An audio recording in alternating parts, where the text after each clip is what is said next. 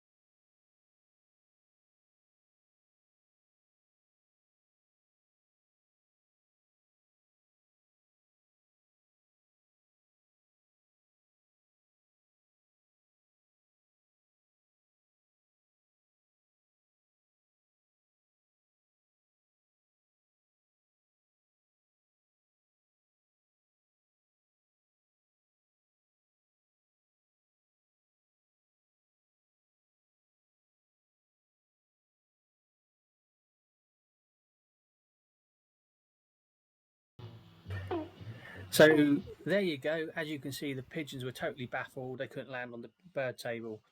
So there you go. I hope you enjoyed my first YouTube video. Please like and subscribe. I'll be doing other videos, hopefully with my new webcam and all sorts of topics, sci-fi, my sub car that I'm doing work on at the moment. So yeah, I'll see you in the next video.